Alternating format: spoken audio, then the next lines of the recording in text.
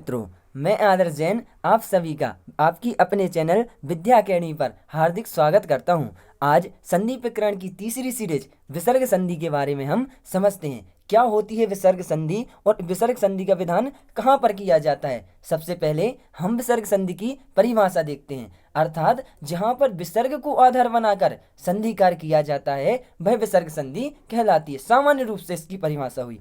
अब विसर्ग संधि में विसर्ग को प्रायः कहीं कहीं पर रकार आदेश होता है, कहीं कहीं पर तालव्य सकार, मूर्धन्य सकार या दंत सकार होता हुआ दिखाई देता है और कहीं कहीं पर तो विसर्ग का लोप भी प्राप्त होता है। अब विसर्ग संधि में मुख्यतया 5 से 7 सूत्र हैं जिनको समझना बहुत ज़्यादा अनिवार्य है। समझते हैं। सस जुसो रूह अर्थात पदांत पद की अंतिम पदांत अर्थात पद की अंतिम सकार को क्या होना है, रुत्त होना है। पद की अंतिम सकार को रुत्त होना है अर्थात रकार होना है, विसर्ग होना है। एवं किसको, सजुस शब्द के सकार को रुत्त होना है। यहाँ पर दो बातें कही गई हैं, पद के अंतिम सकार को रुत्त होना है और सजुस शब्द के सकार को रुत्त होना है। अब यहाँ पर मुख्यतया से यही देखें कि पद के अंतिम सकार को रुत्त होना है तो पद की अंतिम सकार कोई भी है, जैसे उदाहरण के तौर पे देखिए रामस, रामस ऐसा शब्द है। यहाँ पर जो सकार है उस सकार को क्या हो गया, रुत्त हो गया। किस सूत्र से हो गया, सज्जुसो रूत्र सज्जुसो रूह, इस सूत्र से वहां पर रुत्त हो गया।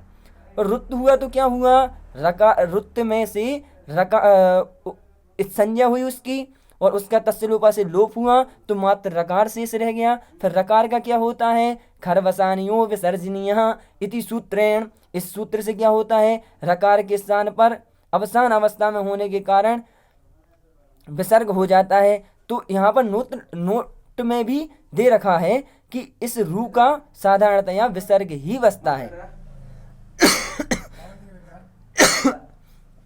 अब मुख्यतया एक कोण सूत्र यहाँ पर कार्य करता है, अतोरो रप्लुता दप्लुते, अतोरो रप्लुता दप्लुते अर्थात विसर्ग के पहले अगर अकार हो तो क्या हो, विसर्ग के पहले अगर अकार हो तो ह्रस्वकार हो तो उस विसर्ग को क्या होना है, उत्व आदेश होना है। इसीलिए इस संधि का नाम उत्व संधि रखा गया।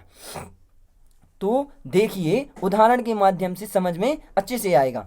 रामः प्लस अस्ति, यहाँ पर देखिए रामः प्लस अस्ति में जो राम का जो मकार है, मकार में क्या है, अकार है और अकार कौन सा है, ह्रस्वकार है। उस ह्रस्वकार के बाद क्या है, विसर्ग है।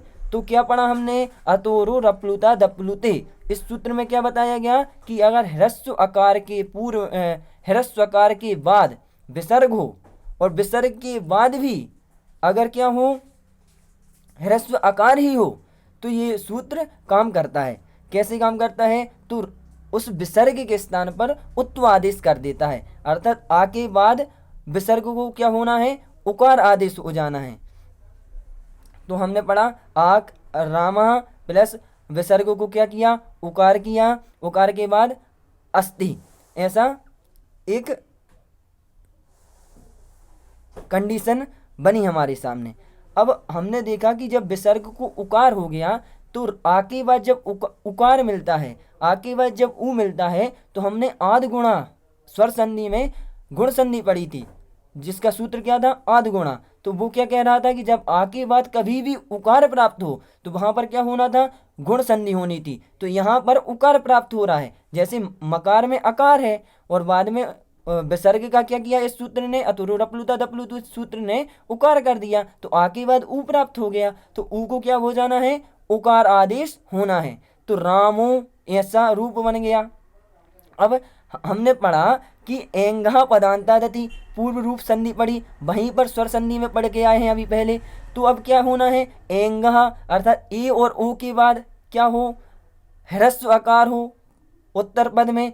तो उस उत्तर पद में जो ह्रस्व आकार है उसको क्या हो जाना है, पूर्व रूप हो जाना है, पूर्व रूप हो जाना है, अर्थात ए और ओ के समान हो जाना है। यहाँ पर उकार है, रामो प्लस अस्ति, तो क्या होना है, पूर्व रूप हो गया उसका, अकार का पूर्व रूप हो गया और अकार की जगह पर पहचान के लिए एक अवग्रह चिन्ह लगा दिया जाता है। तो संधि युक्त पद क्या बना, रामोस्ति। इसी प्रकार कहाँ प्लस अपि, यहाँ पर भी देखिए विसर्ग है, विसर्ग के पूर्व में अकार है, कहाँ में अकार है और विसर्ग के बाद में भी अकार है, तो वही कंडीशन यहाँ भी लागू होगी। तो विसर्ग को क्या हो गया, उत्त हो गया, उत्त होने के बाद क्या हुआ, गुणकार हुआ और गुणकार होने के बाद पूर्व रूपकार हुआ, तो क्या बन गया, कोपी बन गया। इसी प्रकार सह प्लस अपि सोपी। इसी प्रकार देखें सह प्लस अपठत, यहाँ पर भी अकार था, बाद में अकार था, ह्रस्वकार था और बाद में विसर्ग था और विसर्ग के बाद ह्रस्व अकार था, पुनः ह्रस्वकार था, तो क्या हो गया, सबसे पहले अतुरु दपुलुते, इस सूत्र से क्या हुआ, उत्त हुआ, उत्त के बाद गुणकार हुआ, गुणकार होने के बाद एंगा पदांतादति, इस सूत्र से पूर्व रूप हो गया, तो सो पठत ऐसा रूप बन गया। इसी प्रकार रामो वदत, इसी प्रकार नृपो गच्छत, इसी प्रकार देवो धुना प्लस कहा प्लस अयम, यहाँ पर भी जो अधिक प्रयोग किया जाता है संभाषण आदि में भी कोयम कोयम ऐसा रूप बन गया। तो परीक्षा में ऐसा पूछ लिया जाता है रामोस्ति में कौन सी संधि है, तो हमको यहाँ बताने हैं कि रामोस्ति में विसर्ग संधि है। चलिए आगे पढ़ते हैं।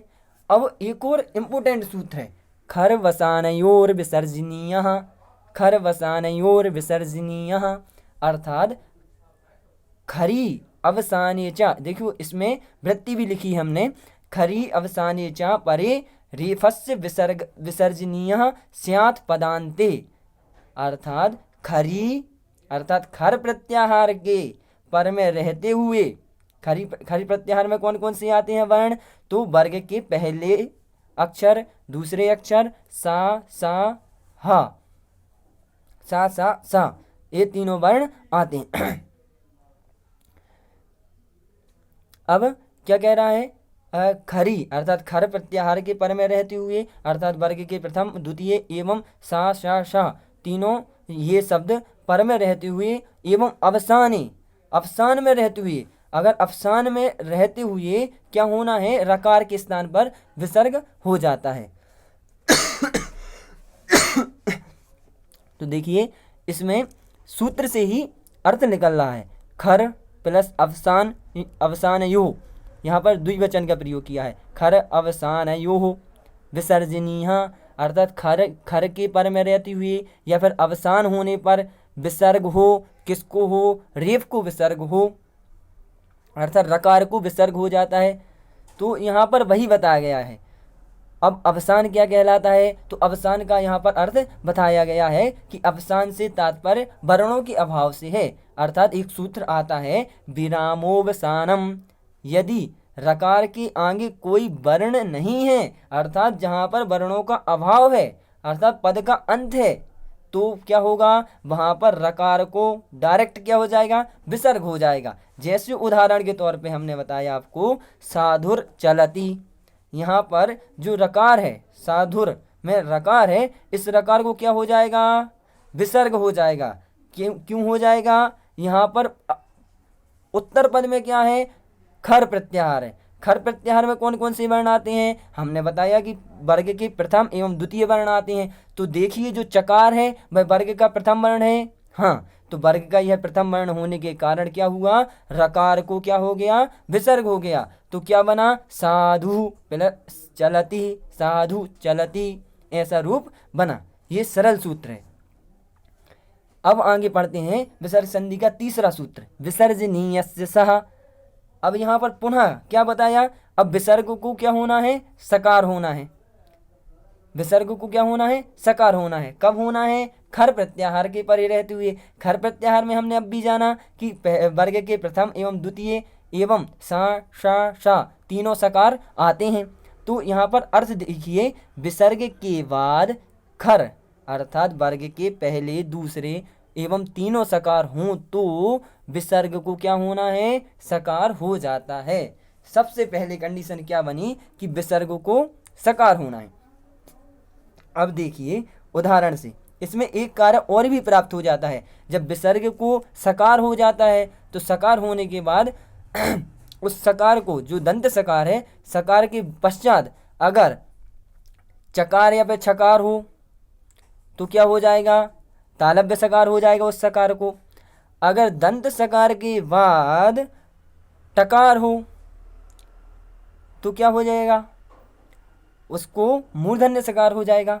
जैसे यहाँ पर देखिए, हरि प्लस त्रायते, यह क्या है सूत्र, यह क्या है उदाहरण है, हरि प्लस त्रायते। अब यहाँ पर विसर्ग है, खर के पर में रहते हुए विसर्ग को क्या होना है, सकार होना है।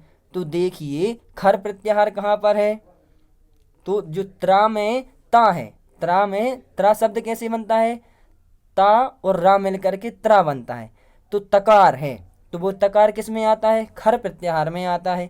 अब देखिए हमने पढ़ा था कि विसर्ग को क्या होना है, सकार होना है। कब होना है, खर प्रत्याहार के परे रहते हुए। यहाँ पर देखिए खर प्रत्याहार का वर्ण तकार है, उस तकार के परे रहते हुए हमने विसर्ग को क्या कर दिया, विसर्ग को सकार कर दिया। तो रूप क्या बना, हरिस्त्रायते, ऐसा रूप बन गया। उसी प्रकार रामः तिष्ठति, रामः तिष्ठति, यहाँ पर भी देखिए खर प्रत्याहार के पर में रहते हुए विसर्ग को सकार हो गया तो कैसा बनेगा, संधि युक्त पद रामस तिष्ठति। इसी प्रकार कहाँ प्लश्चित, यहाँ पर इश्चुत संधि भी होती है, देखना ध्यान से थोड़ा। कहाँ प्लश्चित, यहाँ पर देखिए विसर्ग को, विसर्ग है और पीछे क्या है, खर प्रत्याहार का वर्ण है चकार। तो क्या होगा, पहले विसर्ग को दंत सकार आदेश हो जाएगा। किस सूत्र से, विसर्जनीयस्य सः, इस सूत्र से क्या हो गया, दंत सकार आदेश हो गया विसर्ग को। तो कस प्लस चित ऐसा बन गया। अब देखिए जब सकार दंत सकार पूर्व पद में है, दंत सकार पूर्व पद में है और बाद में क्या है, चकार का, चवर्ग का संयोग मिल रहा है, तो स्तुहो श्चुनाश्चु ऐसा सूत्र पढ़ के आए थे हम व्यंजन संधि में। तो अब वह सूत्र यहाँ पर लागू हो गया, क्योंकि वहाँ पे भी यही बात की जा रही थी कि अगर सकार दंत सकार को क्या होना है, तालव्य सकार होना है। कब होना है, जब तालव्य सकार या फिर चवर्ग का संयोग प्राप्त हो। तो यहाँ पर देखिए चवर्ग का संयोग प्राप्त हो गया है तो क्या हो गया, उस दंत सकार को तालव्य सकार आदेश हो गया। तो क्या बना, कश्चित। इसी प्रकार निश्चल, निहि प्लस चल निश्चल, बालः प्लस चल चलति बालश्चलति। इसी प्रकार रामः प्लस सेते रामस्येते, जनः प्लस तिष्ठन्ति। यहाँ पर वो वाला यही सूत्र लगेगा विसर्जनीय से सा, क्योंकि इसके उत्तर पद में चवर्ग या फिर सकार नहीं है, मूर्धन्य सकार नहीं है, तो जिसके कारण से यहाँ पर एक ही सूत्र लगा। जहाँ पर चवर्ग का योग हो वहाँ पर स्तो श्चुनाश्चु, स्तो श्चुनाश्चु से श्चुत संधि भी हो जाएगी। अब यहाँ पर रामः प्लस चः रामश, ये भी उसी प्रकार होगा श्चुत संधि पूर्वक। चलिए आगे चलते हैं। परीक्षा हमारे पास में ही है तो हमको अब कम समय में ज़्यादा से ज़्यादा सीखने का प्रयास करना है। अब यहाँ पर एक नोट दिया गया है कि रामः कहाँ आदि में सब स्थानों पर सा का ही विसर्ग दिखता है। यह विसर्ग मूल रूप से सु सा है। चलिए यहाँ पर ज़्यादा विशेष बात नहीं की जा रही है। जहाँ पर ऊ या नहीं होगा वहाँ पर रा शेष रहता है। हाँ, एक बात और ध्यान देने की है कि यहाँ पर बताया जा रहा है, देखिए कि अगर पीछे खर वर्ण नहीं है, खर प्रत्याहार नहीं है, जैसे इसमें देखिए खर प्रत्याहार नहीं है, बाद में हरि प्लस अवदत, तो इसमें खर प्रत्याहार नहीं है, क्या है, स्वर है। तो इनके स्थान पर क्या हो जाएगा, उस रकार को रकार ही शेष रहता है। जैसे जो अपन ने आगे पढ़ा था सबसे पहले सूत्र में सच जसो रूह, तो क्या हो रहा था कि रुक्त हो रहा था, तो उसमें रुत में से क्या कर रहे थे, इस संज्ञक पूर्वक करते हुए हम क्या बचता था हमारे पास शेष, रकार शेष बचता था। उस रकार को क्या होना है यहाँ पर, विसर्ग को रकार होना है। और अंतिम अगर स्वर वगैरह हैं, स्वर आते हैं तो उसको रा ही शेष रहता है, उसका लोप वगैरह नहीं होता। उसी प्रकार देखिए हरि प्लस अवदत, तो हरि रवद रावदत। उसी प्रकार गुरु प्लस अस्ति, गुरुरस्ति। शिशु प्लस आगच्छत, शिशुरागच्छत। पितु प्लस इच्छा, पितु रिक्षा। तो यहाँ पर जो विसर्ग के स्थान पर रुत हुआ था, हमने आगे जो पढ़ा था, तो वही रकार ही शेष रहता है, क्योंकि यहाँ पर कोई खर प्रत्याहार वगैरह नहीं है। चलिए आगे पढ़ते हैं। अब उत्त संधि, यह भी अतोरु रप्लुता दप्लुता दप्लुति सूत्र की तरह ही काम करता है। जैसे हमने अभी पढ़ा था कि अगर क्या पढ़ा था, हमने पढ़ा था, देखिए हम लिख के भी बता देते हैं आपको कि आकार होना चाहिए पहले पूर्व पद में, उसके बाद विसर्ग होना चाहिए और विसर्ग के बाद पुनः आकार होना चाहिए। तो क्या पढ़ा था हमने, अगर पहले पूर्व पद में आकार है और बाद में विसर्ग है और विसर्ग के बाद पुनः आकार है, तो क्या हो रहा था हमारा, पहले उस विसर्ग को उत्त हो रहा था, उत्त होने के बाद जब आकार उकार से मिलने पर क्या हो रहा था, गुणकार हो रहा था, और गुणकार होने के बाद क्या हो रहा था, पूर्व रूप संधि हो रही थी। ऐसी पूरी प्रोसेस चल रही थी। परंतु अब यहाँ पर क्या कंडीशन बताई, हसीचा, अर्थात हस प्रत्याहार के पर में रहते हुए क्या होगा, ह्रस्व आकार के बाद अगर विसर्ग है तो उस विसर्ग को उत्त हो जाएगा, उत्त हो जाएगा। तो क्या होगा, गुणकार तो इसमें भी होगा, परंतु पूर्व रूप कार्य, जो पूर्व रूप संधि में कार्य होता है वह नहीं होगा, क्योंकि पूर्व रूप संधि में कंडीशन बताई गई है कि ए और ओ के बाद ह्रस्व आकार होना चाहिए उत्तर पद में। तो अब हस प्रत्याहार रहेगा तो वहाँ ह्रस्व आकार तो आता नहीं है हस प्रत्याहार में, तो यहाँ पर पूर्व रूप कार्य नहीं होगा। तो देखिए इसमें क्या चाहिए, आकार चाहिए है पूर्व में, और उत्तर पद में हस प्रत्याहार चाहिए, हस प्रत्याहार चाहिए। तो देखिए उदाहरण के मदद से समझते हैं। रामः प्लस वंदय या फिर कृष्णः प्लस वदति।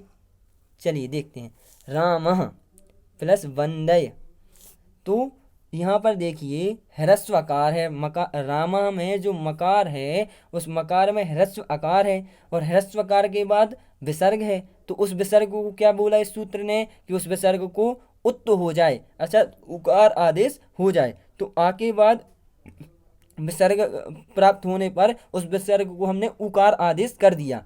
अब उकार आदेश कर दिया तो फिर क्या प्राप्त हुआ, हमारे लिए गुण कार्य प्राप्त हो गया। तो फिर हमने क्या किया, आकार के बाद उकार प्राप्त होने पर ओकार अर्थात गुण कार्य कर दिया। तो रामो प्लस वंदय, यहाँ पर पूर्व रूप कार्य नहीं होगा, तो वही कंडीशन क्या बनी, रामो प्लस वंदय, ऐसा रूप बन गया। उसी प्रकार कृष्णा प्लस वदति, यहाँ पर भी हस प्रत्याहार में वर्ण आता है, क्या आता है, वकार आता है। हस प्रत्याहार कहाँ से प्रारंभ होता है, तो हाय वरट से लेकर के जबगण दस तक हस प्रत्याहार के वर्ण आते हैं। तो यहाँ पर देखिए हा या वा, तो वाह वकार ये हस प्रत्याहार में आता है। तो क्या हो गया, उस विसर्ग को उत्त हो गया और उत्त को गुण कार्य हो गया। तो कृष्णो वदति। उसी प्रकार देवः प्लस गच्छति, देवो गच्छति। बालः हसति, बालो हसति। बालः लिखति, बालो लिखति। नृपः रक्षति, नृपो रक्षति।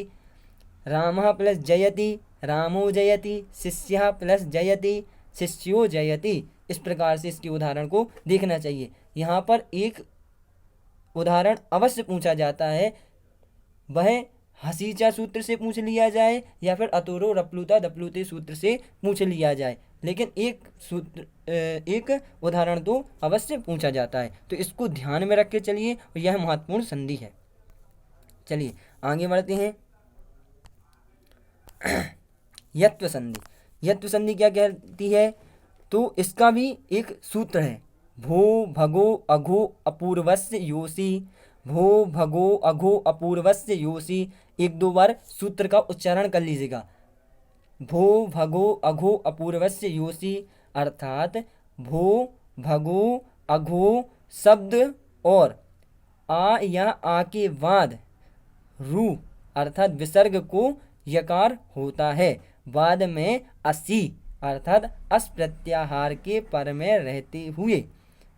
यहाँ पर कंडीशन बताई, अस प्रत्याहार के पर में रहते हुए क्या होता है, भो शब्द, भगो शब्द, अघो शब्द और आ के बाद में अगर विसर्ग है, ह्रस्वा या फिर दीर्घ आ के बाद में विसर्ग है तो विसर्ग को यकार होता है। कब होता है, असी प्रत्याहार, असी अर्थात अस प्रत्याहार के पर में रहते हुए। असी यह सप्तम्यंत पद है, तो अस प्रत्याहार के पद में रहते हुए। अब यहाँ पर भी दो सूत्र आते हैं, हलि सर्वेषाम लोपः साकल्यस्य। हलि सर्वेषाम सूत्र क्या कहता है कि अगर यकार के बाद कोई व्यंजन होगा तो यह यकार का लोप अवश्य होगा, अर्थात यह नित्य सूत्र है। अब जो लोपः साकल्यस्य है वह भी एक सूत्र है, लोपः साकल्यस्य। इस सूत्र से क्या होता है, यदि यकार के बाद कोई स्वर होगा तो यह यकार का लोप ऐच्छिक होगा। ऐच्छिक होने का मतलब यह है कि हमारी इच्छा हो तो हम उसका लोप कर सकते हैं, अगर इच्छा नहीं है तो वह वैसा ही रह सकता है, विकल्प से कार्य होगा। यहाँ पर देखिए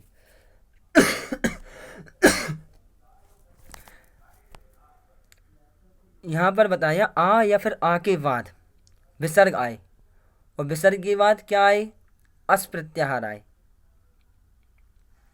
अस प्रत्याहार के वर्ण कोई भी आए तो क्या होगा, उस विसर्ग को यकार आदेश हो जाएगा। हलि सर्वेषाम सूत्र लगेगा तो नित्य रूप से होगा, और लोपः साकल्यस्य सूत्र लगेगा तो उस विसर्ग को यकार हमारी इच्छा पर डिपेंड करता है, हो भी सकता है और नहीं भी हो सकता है। जैसे यहाँ पर उदाहरण देखिए, देवा प्लस इह, देवा प्लस इह। यहाँ पर देखिए जो देवा है इसमें दीर्घ आकार है, वकार में दीर्घ आकार है, और इसके बाद क्या प्राप्त हो रहा है हमारे लिए, विसर्ग प्राप्त हो रहा है। विसर्ग प्राप्त हो रहा है और विसर्ग के बाद क्या प्राप्त हो रहा है हमारे लिए, ह्रस्व आकार प्राप्त, ह्रस्व इकार प्राप्त हो रहा है।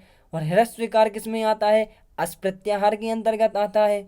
तो हमारा क्या सूत्र था कि भो भगो अघो अपूर्वस्य योषि, अर्थात क्या होना है कि भो भगो अघो शब्द हो या फिर ह्रस्वकार या फिर दीर्घाकार हो, उसके बाद क्या हो, विसर्ग हो, और विसर्ग हो और विसर्ग के पर में क्या हो, अस प्रत्याहार हो। अस प्रत्याहार में क्या क्या आता है, तो संपूर्ण स्वर आ जाते हैं, हा या व र ला, और वर्ग के क्या आते हैं, पांचवें चौथे तीसरे वर्ण आ जाते हैं। तो यहाँ पर देखिए देवा में दीर्घ आकार है, दीर्घ आकार के बाद क्या है, विसर्ग है, तो विसर्ग को क्या होना है, यकार आदेश होना है। तो यकार आदेश हो जाएगा तो क्या बनेगा, हलि सर्वेषाम सूत्र लगाएंगे तो क्या बनेगा हलि सर्वेषाम सूत्र नहीं लगेगा यहाँ पर। क्यों नहीं लगेगा, क्योंकि हलि सर्वेषाम सूत्र तो कब लगता है, जब पीछे हल प्रत्याहार पर में रहे, यहाँ पर नहीं लगेगी। और अगर स्वर रहते हैं तो यहाँ पर लोभा साकल्य से अवश्य लग जाएगा। तो देवाय प्लस इह ऐसा भी बन सकता है, और इसको जोड़ भी सकते हैं तो देवा प्लस इह ऐसा भी बन सकते हैं। अर्थात विसर्ग कहीं पर लोप भी हो सकता है और कहीं पर वैसा ही बना रह सकता है। इसी प्रकार देख लिए देवा प्लस गच्छन्ति, देवा गच्छन्ति में क्या हो गया, तो यहाँ पर क्या हो गया, विसर्ग को यकार हुआ और यकार का लोप अवश्य हो गया। किस सूत्र से हो गया, हलि सर्वेषाम सूत्र से हो गया। तो देख लीजिए देवा में दीर्घ अकारांत है, दीर्घ अकारांत के बाद विसर्ग है, और विसर्ग के बाद क्या है, अस्प्रत्याहार है। अस्प्रत्याहार के पर में रहते हुए क्या हो गया, उस विसर्ग को यकार आदेश प्राप्त हुआ। तो देवाय प्लस गच्छन्ति ऐसा रूप बना पहले। अब दूसरे नंबर पे सूत्र लग गया हली सर्वेशम। इस हली सर्वेशम सूत्र ने क्या किया, अब हल प्रत्याहार के वर्ण अगर उत्तर पद में हैं तो क्या हो जाएगा, उस यकार को क्या हो जाएगा, अवश्य रूप से मतलब नित्य रूप से क्या हो जाएगा, लोप प्राप्त हो जाएगा। तो क्या बना, देवा गच्छन्ति ऐसा रूप बना। इसी प्रकार नरः प्लस हसन्ति, नरा हसन्ति, यहाँ पर भी हली सर्वेशम सूत्र लग गया, यहाँ पर लोपः साकल्य से सूत्र लग गया, देवा इह। इसी प्रकार कन्या इच्छन्ति, रामः इच्छति, शिष्यः एते, छात्रा लिखन्ति, पुत्र आगच्छति। इस प्रकार से यत्व संधि होती है, अर्थात यहाँ पर विसर्ग को यकार प्राप्त होता है और यकार प्राप्त होने के बाद अगर हल प्रत्याहार अर्थात के वर्ण उत्तर पद में होते हैं तो उसका नियम से लोप होता है यकार का, या और अगर स्वर होते हैं उत्तर पद में तो उसका लोप हमारी इच्छा पर निर्भर करता है। अब आगे पढ़ते हैं सुलोप संधि। सुलोप संधि क्या कहलाती है, तो यहाँ पर सु का लोप हो जाता है, इसलिए इसका नाम क्या रखा, सुलोप संधि रखा गया। कब हो जाता है, तो इसका पहले तो सूत्र पढ़ लें हम। सुलोपो कोरनय समासे हली, सुलोपो कोरनय समासे हली, अर्थात सु का लोप हो जाता है। कब हो जाता है, तो बताया सकहा साह और ऐसा की विसर्ग का लोप हो जाता है। सु का मतलब क्या है, विसर्ग, सु का मतलब क्या है, विसर्ग, उस विसर्ग का लोप हो जाता है। सु का ही क्या होता है, सत्सु रुत्व विसर्गे, हम पढ़ के आए हैं पहले कि सकार का रुत्व होता है, रुत्व के बाद उस रकार का विसर्ग हो जाता है। तो सु का मतलब यहाँ पर विसर्ग से है। तो अब कब होगा, जब साह और ऐसा की विसर्ग का लोप होगा। यहाँ पर कंडीशन है, हर किसी विसर्ग का लोप नहीं होगा, हर कहीं नहीं होगा। यहाँ पर कहाँ पर होगा, साह और ऐसा की विसर्ग का लोप होता है। कब होता है, हली अर्थात हल के पर में रहते हुए, हल का मतलब व्यंजन के पर में रहते हुए। जैसे उदाहरण के रूप में देखते हैं, साह प्लस पठति। यहाँ पर देखिए सा हमने क्या पढ़ा था, तत् और ए तत् दो शब्द है, तत् और ए तत्। इसका पूरा सूत्र नहीं लिखा है, यहाँ पर थोड़ी टाइपिंग में मिस्टेक हो गई है, तो यहाँ पर हम लिख देते हैं ए तत् तदो सुलोपो कोरनय समासे हली, ऐसा सूत्र पूरा है। तो वो लिख नहीं पाए हैं टाइपिंग की वजह से, हम लिख देते हैं। एक सेकंड रुकिए, यहाँ पर ए तत् ऐसा है, थोड़ा कन्फ्यूजन हो रहा था तभी। हाँ, ये ए तत् शब्द सबसे पहले है। तो क्या है, एतत् सुलोपो कोरनय समासे हली, ऐसा यह सूत्र है। इसमें क्या कहता है, तत् और एतत् ये दो शब्दों से क्या होता है, विसर्ग का लोप हो जाता है। अर्थात इन शब्दों का जहाँ पर प्रयोग किया जाता है वहाँ पर विसर्ग का लोप हो जाता है। कब हो जाता है, हल प्रत्याहार के पर में रहते हुए। हल प्रत्याहार में क्या आते हैं, समस्त व्यंजन आ जाते हैं। जैसे उदाहरण के रूप में देखते हैं, सह पठति। यहाँ पर सह शब्द किसका है, तत् का। जब तत् के हम रूप चलाते हैं तो क्या चलते हैं, सा तौते ऐसे रूप चलते हैं। तो सा है, तो इस साकार के में जो विसर्ग है, इस विसर्ग का क्या होना है, लोप होना है। कब हो जाना है, तो यहाँ पर में उत्तर पद में क्या है, हल है। हल में कौन कौन से वर्ण आते हैं, तो हमने देख लिया संपूर्ण व्यंजन आते हैं, पकार भी व्यंजन है। तो इस पकार व्यंजन के रहते हुए उस विसर्ग का क्या हो गया, लोप हो गया। तो क्या बन गया, सा पठति। उसी प्रकार सह लिखति, ऐसा बदती। ऐसा में भी देखो हमने बताया तत् ए तत्, दोनों दो शब्द हैं, तत् और ए तत्।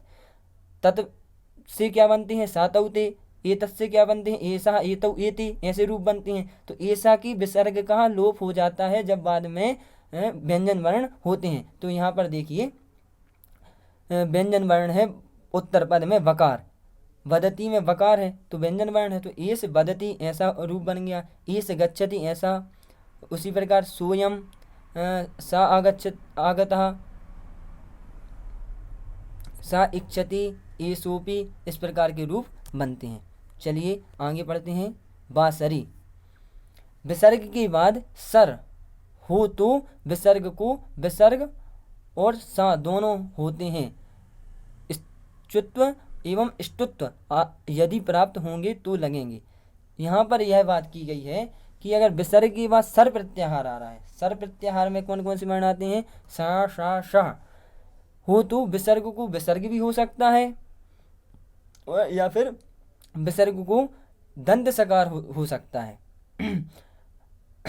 देखिए हरि प्लस सेते, यहाँ पर जो विसर्ग है, इस विसर्ग की पर में क्या है, सर प्रत्याहार, सर प्रत्याहार में सा शा शा आते हैं। तो यहाँ पर देखिए सकार है, कौन सा सकार है, तालव्य सकार है। उस तालव्य सकार के रहते हुए क्या हो गया, उस विसर्ग को एक कंडीशन में अर्थात विकल्प से एक जगह पर तो सकार ही रह हो गया, तो हरि सेते ऐसा भी रूप बन गया, और एक जगह पर क्या हो गया, उस सकार के रहते हुए अर्थात तालव्य सकार के रहते हुए उस सकार को उस विसर्ग को क्या हो गया, सकार हो गया अर्थात दंत सकार हो गया। तो क्या बन गया, हरिस सेते ऐसा रूप बन गया। उसका भी क्या हो जाएगा, तालव्य सकार का योग प्राप्त होने पर उस दंत सकार को भी क्या हो जाएगा, मूर तालव्य सकार हो जाएगा, स्तुत्व संधि प्राप्त हो जाएगी।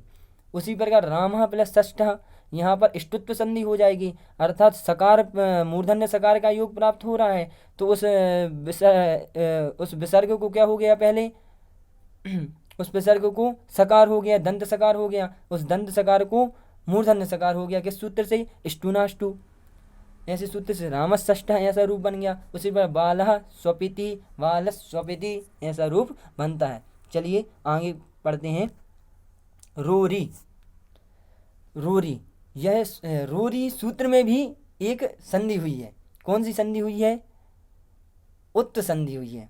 उत्त संधि में भी कौन सी संधि, किस सूत्र से लग, यहाँ पर रहा प्लस री, यहाँ पर दो विच्छेद करेंगे, जब इसका पदच्छेद करेंगे तो क्या होगा, पदच्छेद रहा प्लस री, तो रा में विसर्ग आ जाएगा, और विसर्ग को क्या हो गया है, गुण हो गया है। विसर्ग को पहले उत्त हुआ, उत्त को फिर गुण कार्य प्राप्त हो गया, तो किस सूत्र से हुआ, हसीचा सूत्र से हुआ, यह भी ध्यान रखने की है, अभी हमने पढ़ के भी आए हैं। अब रा के बाद रा हो तो क्या होता है, पूर्व वाले रकार का लोप हो जाता है, पहले वाले रकार का लोप हो जाता है। जैसे उदाहरण के माध्यम से समझते हैं, यहाँ पर उदाहरण दिया गया है, देखिए नीचे उदाहरण दिया गया है, पुनर प्लस रमते।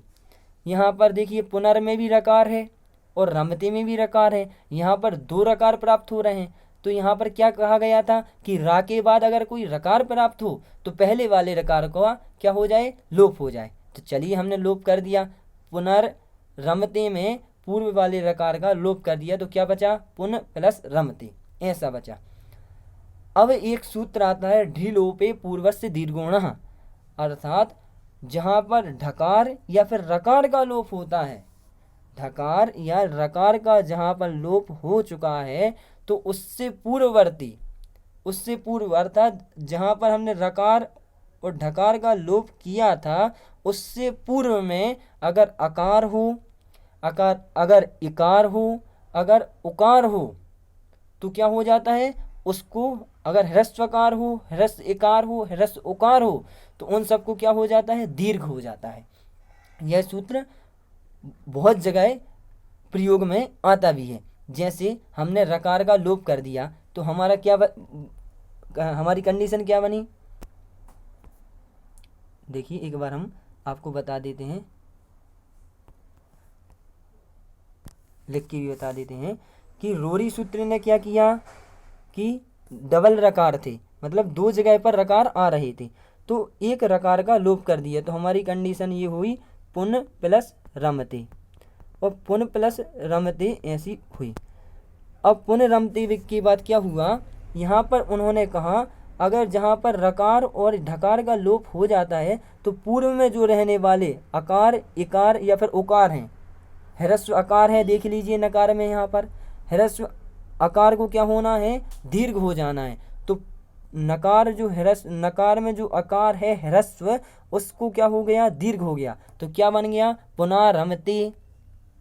उसी प्रकार हरिर प्लस रम्या, इसमें भी देख लीजिए रकार है और रकार के बाद पुनः रकार प्राप्त हो रहा है, तो रोरी सूत्र ने पूर्व वाले रकार का लोप कर दिया और ढिलोपे पूर्व से दीर्घ होना, इस प्रकार के सूत्र ने क्या कर दिया, ह्रस्व इकार को दीर्घ इकार कर दिया तो हरिरम्य बन गया। इसी प्रकार शंभु प्लस शंभुर प्लस राजते ऐसा था। अब यहाँ पर शंभुर में भी रकार था, राजते में भी रकार था, तो यहाँ पर क्या हो गया, एक रकार का लोप हो गया, पूर्व वाले रकार का रूरी सूत्र से लोप हो गया। फिर उकार है, उस रकार के आगे क्या था, उकार था, ह्रस्व उकार था, उस ह्रस्व उकार को ढ्रीलोपे पूर्व से दीर्घ गुणा इस सूत्र से क्या हो गया, दीर्घ उकार हो गया, शंभु राजते ऐसा बन गया। और एक और शब्द, यह महत्वपूर्ण है, परीक्षा में पूछ लिया जाता है और व्यवहारिक दृष्टि से भी देखा जाए, व्यवहार में प्रयोग किया जाता है तो इसको गलत तरीके से प्रयोग किया जाता है, परंतु इसका शुद्ध एवं व्याकरण के रूप देखा जाए तो यह है अंतरराष्ट्रीय। यह शब्द है अंतरराष्ट्रीय। अब हमने रोरी सूत्र लगाया, सबसे पहले रोरी सूत्र ने क्या किया, जो पूर्व पद में रकार था, दो रकार प्राप्त हो रहे हैं, जो पूर्व पद में रकार था उस रकार का लोप कर दिया तो अंत राष्ट्रीय हो गया, अंत प्लस राष्ट्रीय ऐसा हो गया। फिर अंत, जब अंत प्लस राष्ट्रीय हुआ तो उसके बाद जो तकार था, उस तकार में क्या है, ह्रस्व आकार है, और ह्रस्व आकार को क्या किया, ढ्रीलोपे पूर्व से दीर्घोणा ने क्या कर दिया, दीर्घ कर दिया तो अंतः राष्ट्रीय इस प्रकार से रूप बन गया। तो इसी प्रकार से पुनरारम्भते हरिरम्य शंभुराजिते अंतः राष्ट्रीय ऐसा सूत्र, ऐसा संधि कार्य हुआ इसमें। चलिए आज के लिए इतना ही रखते हैं, और जो भी परीक्षा की दृष्टि से इम्पोर्टेंट सूत्र थे उन सबको हमने पढ़ा दिया है। अगले पाठ में हम इन सब की प्रैक्टिस के लिए आपको क्वेश्चन पेपर लाएंगे बना करके, जो हमने पढ़ा है उससे संबंधित ही क्वेश्चन पेपर रहेंगे। उन क्वेश्चन पेपर को भी सॉल्व करके हम सभी परीक्षा की दृष्टि से पूर्णतः तैयार हो जाएंगे। चलिए आज के लिए इतना ही रखते हैं। धन्यवाद मित्रों। जय तु जिनेन्द्रम। पुनः मिलेंगे।